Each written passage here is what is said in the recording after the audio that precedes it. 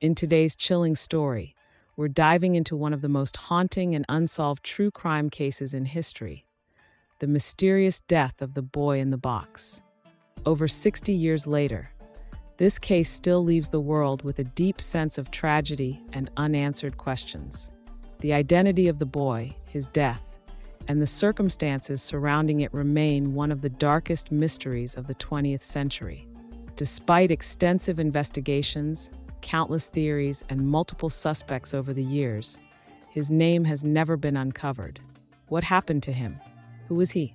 And why did no one come forward to claim him? This is the story of the boy in the box, the hidden truth behind a tragedy that shocked the world and remains unsolved to this day. The year was 1957 when a young boy's body was discovered in a cardboard box in the woods near Philadelphia, Pennsylvania. The remains of the child, estimated to be around 4 to 6 years old, were found in a rural area known as Fox Chase, and the circumstances surrounding his death were deeply unsettling. Wrapped in a cheap blanket and placed inside a cardboard box, the boy appeared to have been cruelly abandoned in a remote, desolate spot. His body was malnourished, showing signs of severe physical abuse, bruises, burns, and cuts scattered across his fragile frame. The police were immediately called to the scene, and what they found only deepened the mystery. There were no clues as to the boy's identity, no visible signs of family, and no explanation for the state of his condition. He had been brutally beaten, starved, and left alone, his life tragically cut short. Authorities immediately launched an investigation, hoping to find a lead, but despite their best efforts, they were faced with a wall of silence. They began their search for answers by looking into local missing children cases and even releasing sketches of the boy's likeness in newspapers, hoping someone might recognize him. But no one did. The boy's identity remained a mystery, and the investigation faced many dead ends. There were no fingerprints or DNA to match, no records that could help bring him home. With each passing day, the case grew colder, leaving a community and a nation haunted by the unknown. The investigation into the boy in the box's identity began almost immediately after his body was discovered, but despite their best efforts, the police were stumped. They launched extensive searches, consulting missing persons reports, and even considering the possibility that the boy had been abandoned by a family member. The detectives quickly worked to gather as much evidence as possible. They conducted interviews with locals, hoping someone had seen or heard something that could help. But despite this, there were no solid leads. The boy's identity remained a complete mystery. One of the first steps in the investigation was releasing sketches of the boy's face to the public. These drawings, created by forensic artists, were shared in newspapers and broadcasted on local television in the hopes that someone might recognize him. However, no one came forward to claim him, leaving authorities with little to go on. The police even tried to use the boy's fingerprints and hair samples to match with known records, but they came up empty. DNA technology at the time was not advanced enough to provide answers, and no missing children reports matched the description of the boy. Despite their relentless efforts, the investigation seemed to hit a dead end. Over the years, numerous theories emerged, each more chilling than the last. Some believe the boy may have been a victim of a criminal family, possibly connected to organized crime or illegal activities in the area. There were whispers that the boy could have been a child sold into a human trafficking ring, or that he was a victim of a cult that used children in strange and sinister rituals. These theories, while terrifying, failed to provide any concrete answers. The police were left grasping at straws, unable to find definitive proof to connect the boy to any particular person or family. One of the most persistent and intriguing theories centered around the possibility that the boy's death was connected to a larger criminal operation or a specific family. Some investigators suggested that he could have been from a nearby area and that his family, possibly involved in illegal activities, abandoned him after his abuse. Another theory proposed that he was part of a human trafficking ring that preyed on vulnerable children, though again, this remained just speculation. Despite all the theories and suspects, no one has ever been conclusively proven to be responsible for the boy's tragic death, leaving the case as mysterious as the day it was first discovered. As the years went by, another theory began to surface, one that would connect the boy in the box case to another infamous mystery: the Zodiac Killer. Some true crime enthusiasts and armchair detectives began to wonder if there could be a link between the unsolved case of the boy in the box and the notorious Zodiac Killer, who was active in California during the late 1960s and early 1970s. While there is no direct evidence tying the two cases together, a few unsettling similarities fueled the speculation. The Zodiac Killer was known for sending cryptic messages to the press and authorities, and some theorists believe that the boy could have been one of the killer's early victims. There are vague parallels in the gruesome nature of both crimes: the boy's brutal death and the taunting nature of the Zodiac's later communications. Additionally, the location of the boy in the box case, Philadelphia, was a significant distance from California, but it's possible that the Zodiac could have been active outside of his usual area. However, despite the eerie coincidences, there is no solid evidence to support this theory, and the idea that the boy in the box was a victim of the Zodiac Killer remains a matter of speculation. As the investigation continued, several haunting questions remained unanswered, lingering over the case for decades. Who was this boy? Why was he abandoned?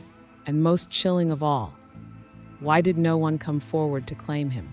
In the absence of any concrete answers, these questions became the focal point of the case's ongoing mystery. The boy's death, though tragic, left the authorities and the public wondering whether there was a much darker story behind his abandonment. Some wondered if he was part of a larger conspiracy, a victim of something even more sinister than they could comprehend. These unanswered questions only deepened the mystery. Was the boy's death the result of a personal tragedy? Or was he a victim of something much darker? Was he the casualty of a broken family? Or was there something far more nefarious at play? The case remains unsolved to this day, and with each passing year, the questions surrounding his identity grow more haunting. The boy's name may be lost to history, but the mystery of what happened to him continues to fascinate and disturb those who are determined to uncover the truth. In recent years, new developments in forensic technology have brought a glimmer of hope to the cold case. Advances in DNA testing, which were not available at the time of the original investigation, have allowed authorities to revisit the case. DNA samples from the boy's remains were re-examined in the hopes of uncovering new clues that could help identify him. Forensic genealogists have also become involved, attempting to trace the boy's family using genetic databases in an effort to uncover potential relatives. However, despite these advancements, the boy's true identity has remained elusive. Though the case is not as widely covered in the media as it once was, there is still a dedicated group of amateur sleuths and true crime enthusiasts who continue to investigate the mystery. In recent years, they have raised new theories, some of which have gained traction within the online true crime community. One popular theory is that the boy may still be alive in some form. Some believe that he could have been adopted by another family, possibly under a different identity, and that his past was erased in an effort to cover up his abuse. Others speculate that the boy could have been part of a larger, more complex network, perhaps even a victim of a family or cult involved in criminal activities.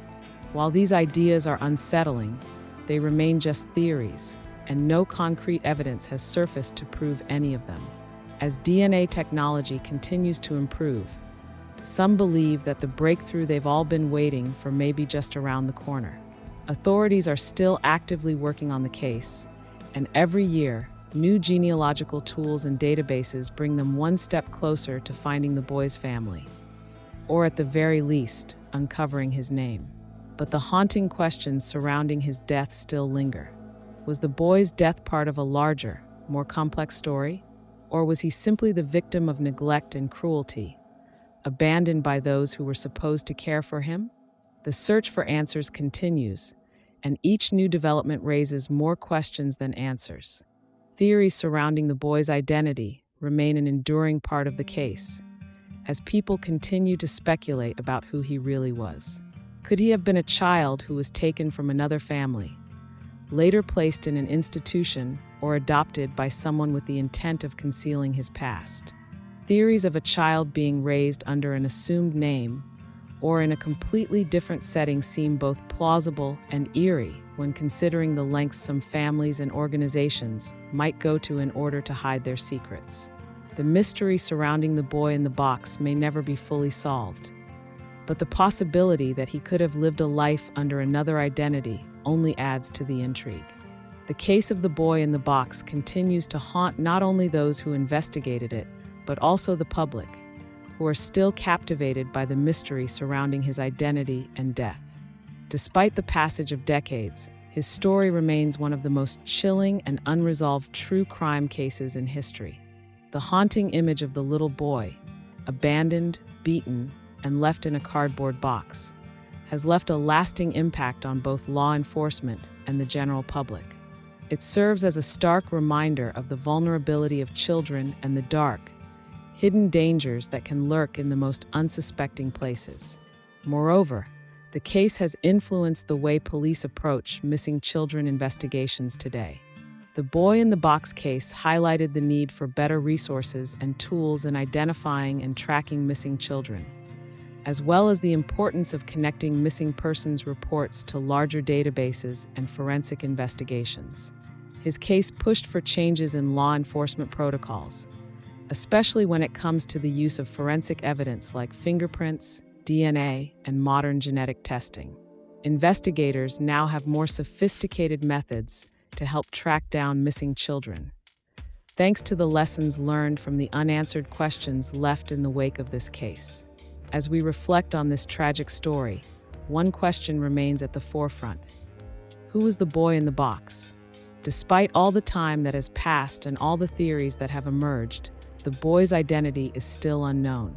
His life and his death continue to be a mystery, one that has yet to be solved.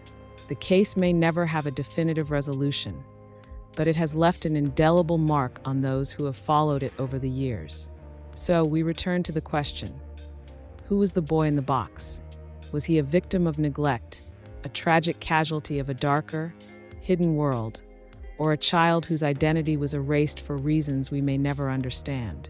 The story of the boy in the box remains an enduring mystery, one that still demands an answer. We invite you, our viewers, to share your thoughts and theories in the comments below. Could new developments finally bring closure to this case? Or will the boy in the box remain one of the world's greatest unsolved mysteries? The hidden truth is still out there,